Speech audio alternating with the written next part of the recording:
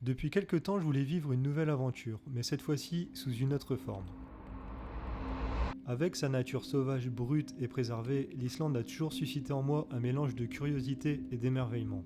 Après de longues recherches, j'ai donc planifié un itinéraire partant du lac Mývatn tout au nord de l'Islande pour rejoindre la petite ville de Vík. L'objectif étant de parcourir ces 400 km à pied en totale autonomie et en 13 jours.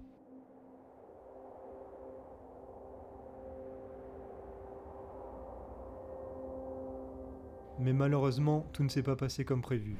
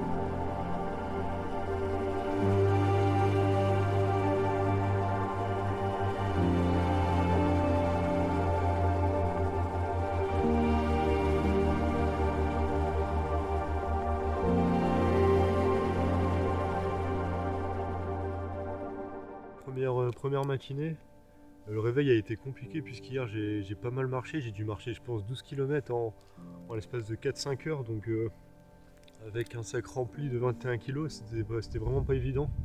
Mais au final je l'ai fait, donc je suis content, et parce qu'en fait juste à côté il y a une rivière, donc j'ai pu me réapprovisionner en eau puisque j'en avais plus, j'avais mal jaugé en fait mes réserves d'eau, donc j'étais parti avec 2 litres, mais les 2 litres je les ai bu sur le trajet, donc le soir pour manger etc j'avais plus rien. Donc là c'est cool, j'ai pu me faire un café ce matin, tout va bien, je me suis réveillé, il est à peu près il est 8h20 du matin. Donc là je prends mon petit déjeuner et après je vais continuer à marcher jusque le prochain spot, c'est le refuge Botny.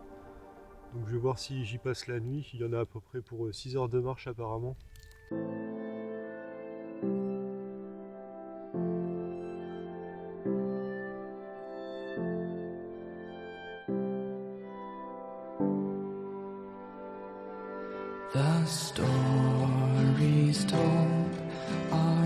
Franchement pour le moment c'est un bonheur de marcher ici, on n'entend rien, il n'y a pas un bruit, au milieu de ces paysages magnifiques, c'est vraiment spectaculaire.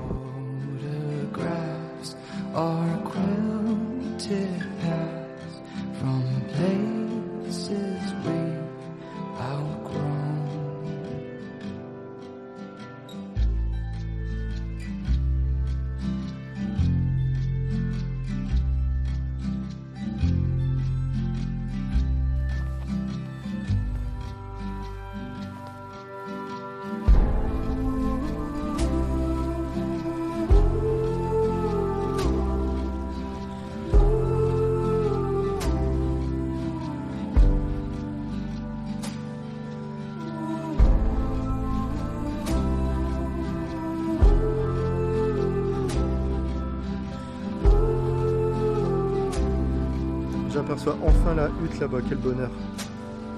We care.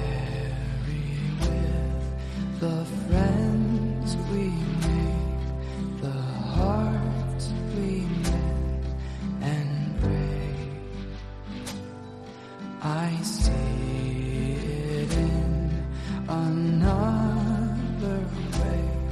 Our lives that we have changed. Donc là on est au matin du 3e jour, donc là franchement je rentre dans le dur. J'ai quasiment pas dormi de la nuit, comme vous pouvez entendre, c'est une énorme tempête. Je sais pas à quelle vitesse le vent il souffle, mais c'est vraiment impressionnant. Et pour couronner le tout, j'étais un peu malade ce matin, donc heureusement que j'ai dormi ici parce qu'en tente je pense que j'aurais vraiment galéré. Et après aujourd'hui je vais me diriger vers, il y a un autre refuge normalement, c'est à 25 km, je crois que c'est le refuge de Dinghoufel. Donc normalement c'est une petite étape, mais avec les conditions islandaises, on s'attend à tout quoi. Donc cette nuit il pleuvait, hier il faisait je sais pas 25 degrés, grand soleil, cette nuit il pleuvait, énorme tempête. Et là pareil, tempête de ce matin. Wow.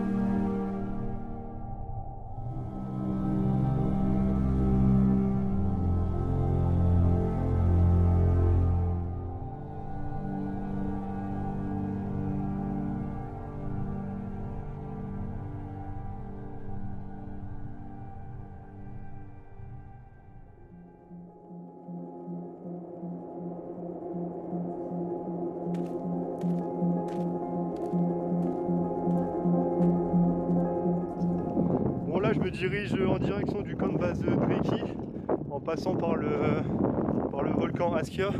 Donc c'est une randonnée de 9 heures avec environ, je crois que c'est 28 km avec beaucoup de dénivelé.